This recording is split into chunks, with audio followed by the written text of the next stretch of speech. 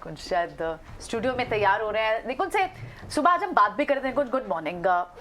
Vibe बहुत strong है, feel बहुत स्ट्रॉन्ग है। बट विश करा हमको।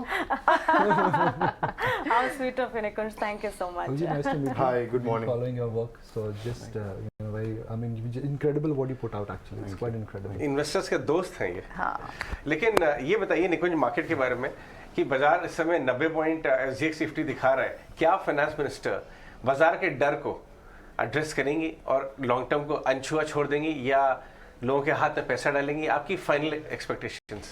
अच्छा, देखिए, मार्केट के अंदर नियर टर्म पोजीशनिंग जो होती है, हम हमेशा बताते हैं, शॉर्ट टर्म मार्केट सेंटिमेंट होता है जी, मीडियम टर्म लिक्विडिटी होती है, लॉन्ग टर्म अर्निंग्स होती है। हम आज जो बात कर रहे हैं सेंटिमेंट की बात कर रहे हैं, हम अर्निंग्स की आज बात नहीं कर रहे हैं। तो सेंटिमेंट जो है मार्केट का, आप एक साल का निफ्टी का ग्राफ देखिए, निफ्टी एक साल से फ्लैट लाइन है, एकदम फ्लैट लाइन है। पिछला एक साल ऐसा खराब भी नहीं था भारत की इकोनॉमी के लिए, अर्निंग्स ऊपर आ रही हैं मगर मार्केट फ्लैट है। 1 जनवरी 2022 के सुबह जब हम मिले थे तो मार्केट की पोजीशनिंग ज़बरदस्त थी, धमाकेदार थी। सबको लग रहा था कि भाई बुल मार्केट से आप निकल रहे थे। 2021 में का हाई बनाया था, 2022 में मार्केट मोमेंटम में था, मार्केट एक हाई एक्सपेक्टेशन के साथ जा रहा था। इस समय मार्केट में फॉरगेट एक्सपेक्टेशन, मेरे हिसाब से डर का माहौल है। करेक्ट। जो हमने देखा मार्केट्स में हुआ है, भले ही वो अडानी स्टॉक्स में हुआ हो, भले ही वो बैंक्स में हुआ हो, भले ही वो मिड कैप्स में हुआ हो, मार्केट के अंदर इस समय डर का माहौल है। मार्केट के अंदर जब डर का माहौल होता है और वैल्यूएशंस ठीक ठाक होने लग जाते हैं तो मार्केट में हम देखते हैं कि जो थोड़ी सी भी अच्छी न्यूज़ आती है उसके अंदर मार्केट रैली कर सकता है। कल अब देखिए अडानी का FPO जब पूरा हुआ तो अडानी स्टॉक्स के अंदर और मार्केट के अंदर बैंक्स के अंदर उछाल देखने को मिला। तो I think markets are waiting for a good news. Good news क्या हो सकती है? गुड न्यूज़ ये हो सकती है, आपको 3 या 4 सेगमेंट्स को देखना पड़ेगा। सबसे पहले ग्लोबल इकोनॉमी एक फोक टर्न पर है, कोई रिसेशन बोल रहा है, कोई डिप्रेशन बोल रहा है, कोई इन्फ्लेशन बोल रहा है। तो उस समय आपकी बैलेंस शीट भारत की मजबूत कैसे है, यानी फिस्कल कंसोलिडेशन। सेकंड, आपको खर्चा करना पड़ेगा। अगर खर्चा आपको ऐसे जगह में करना पड़ेगा जहाँ पे मल्टीप्लायर इफेक्ट होता है। इंफ्रास्ट्रक्चर में खर्चा करते हैं, सबसे बड़ा मल्टीप्लायर इफेक्ट होता है। 100 रुपये सरकार डालती है, 200 रुपये का रिटर्न आता है। आप सब्सिडी देते हैं, 100 रुपये डालते हैं, मिसयूज होता है, उसका मल्टीप्लायर इफेक्ट नहीं आता है। तो मल्टीप्लायर इफेक्ट आएगा, आप केपेक्स बढ़िया करेंगे। तीसरा, कैपिटल गेन्स। मैं कई बार बोल चुका हूँ, एक होता है गुड टू हैव टैक्स, एक होता है नीड टू हैव टैक्स। मेरे हिसाब से कैपिटल गेन्स इस साल अगर बढ़ाया जाए तो गुड टू हैव, तो देखिए हम किसी भी टैक्स को बोल सकते हैं कि भाई ग्लोबली क्या है, इंडिया का टैक्स रेजीम थोड़ा सिंपल हो जाएगा अगर आप कैपिटल गेन स्ट्रक्चर को चेंज करते हैं, मगर नीड नहीं है उसकी।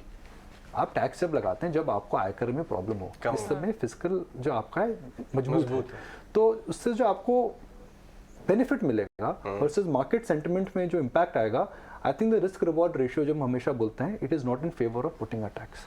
देखिए, फाइनेंस मिनिस्टर सॉवरेन का पूरा राइट है वो क्या करना चाहते हैं, बट ये हमारी सोच है। इन चैलेंजेस ये बात है। तो अगर मार्केट में कैपिटल गेन्स नहीं आता है तो अनसर्टेनिटी निकल जाती है। मार्केट की पोजीशनिंग ठीक है, मार्केट गिर चुका है, FI बेच रहा है, निफ्टी टूट चुका है, तो क्या मार्केट में उछाल आ सकता है? टेम्पलेट नंबर 1, अगर टैक्स आता है तो पूरा टेम्पलेट उधर जाएगा। ये बता रहा हूं मैं आपको। इनफैक्ट वही सेंटिमेंट्स हैं और बाजार पर जिस तरह से आप कह रहे हैं कई सारी चीजें, और जो 3 C's का जिक्र आपने किया तो उसमें एक केपेक्स भी था जो कि सबसे बड़ा थीम है। सेक्टर के लिहाज से अगर देखें, रेलवे, एनर्जी जैसे सेक्टर्स है जिसमें केपेक्स बढ़ाने की भी बात होती है। एनर्जी देखिए, आपको अगर देखिए इंफ्रास्ट्रक्चर में हमेशा फोकस रहता है, हेल्थ केयर में हमेशा फोकस रहता है, एजुकेशन में हमेशा फोकस रहता है। ये नया है, एनर्जी नया है, एनर्जी नया है। बिकॉज आप एक ऐसे कागार पे आप इंडिया क्या है जी, देखिए simple, you are a hydrocarbon deficit country and you are a sunlight और a sun and wind abundant country. आपके पास हाइड्रोजन है, आप वही कर सकते हैं जो आपके पास है। बिल्कुल। तो आपको अगर इंडिया को अगर वर्ल्ड की 3rd बिगेस्ट इकोनॉमी बनना है 3, 4, 5 साल, अब जी साथ हम वही राय करते हैं। हम डिबेट इंडिया में क्या करते हैं, 5, 6, 7% ग्रोथ। हम ये डिबेट कभी नहीं करते हिंदुस्तान के अंदर ग्रोथ आएगी नहीं आएगी, तो आपकी एनर्जी नीड्स बढ़ जाएंगी। यूक्रेन और रशिया के बाद ये समझ में आया है कि आपका एनर्जी सिक्योरिटी आपके लिए बहुत महत्वपूर्ण है। आप कोविड में साफ क्यों बचे? आपके पास खाना था, आपके पास अनाज था। तो जब कोविड की समस्या आई तो आपने खाना बांटा, अमेरिकी लोगों ने पैसा बांटा, जिसका पैसा फॉरेन में लोगों ने बियर कर पी और उन्होंने पिज्जा खाया उसका, पर हमारे पास खाद्य था, हमारी फूड सिक्योरिटी, तो हमें काफ़ी बेनिफिट मिला। तो एनर्जी मेरे हिसाब से एक थीम रहेगा। एनर्जी रिलेटेड पूरे स्टॉक्स में नजर रखिए, वो पूरा का पूरा जो सप्लाई चेन है मुझे लगता है हो रहा है। ईवी के अंदर नजर रखिए, उसके अंदर मुझे लगता है कि आपको डिपेंडेंस, आपको ईवी को अट्रैक्टिव बनाना पड़ेगा, क्योंकि आपको कंजम्पशन कम करना है फ्यूल का। तो अट्रैक्टिव बनाने के लिए बैटरी वाली कंपनी में नजर रखिए। बैटरी, ग्रीन एनर्जी के कैपिटल गुड्स और direct green energy, renewables, green hydrogen वाले प्लेस। इनकम टैक्स ही मेरा मानना, इनकम टैक्स सैलरी वालों को तो चाहिए कौन मना होता है। करता है? होना चाहिए इनकम टैक्स का रिबेट। बिल्कुल रहना चाहिए, बिल्कुल रहना चाहिए। 100%, हाँ जी। एब्सोल्युटली 100% होना 100% चाहिए, ये 200% होना चाहिए। ये पोल है जिसमें जिससे भी बात करिए इसमें हमेशा होता है कि इनकम टैक्स कम होना Who चाहिए। doesn't want कि पैसा और हाथ में आए, डिस्पोजेबल इनकम मिलेगी। तो अब सरकार की बात करते हैं, पॉलिटिकल कंपल्शंस है, अगला साल वोट ऑन अकाउंट है, अब मिडिल ऑफ द ईयर में आके टैक्स चेंज नहीं कर सकते, ये नहीं होता है। बजट के अंदर डायरेक्ट टैक्स हमेशा बजट पे ही होता है, ये कायदा है, उस फोरम पे होता है। कॉर्पोरेट टैक्स आप चेंज नहीं करोगे, सस्ता महंगा होगा, यानी जीएसटी आ चुका है। तो अगर इनकम टैक्स जो 2.5 लाख रुपया है, शायद वो डेटा दिखाएंगे भी हम अभी, आप लोग ने बात नहीं करी इनकम टैक्स की, क्या कर रहे हैं? नहीं, बिल्कुल वही सबसे बात पहले करते हैं। बात करनी चाहिए, नहीं, हमारी हमने उसके मांगे बारे पूरी में करो। बात की कि फाइनेंस मिनिस्टर जी कॉमन मैन के हाथ में एक्स्ट्रा खर्च करने के लिए छोड़ेंगे। अगर वो छोड़ेंगे तो मार्केट सेंटिमेंट में क्या होगा?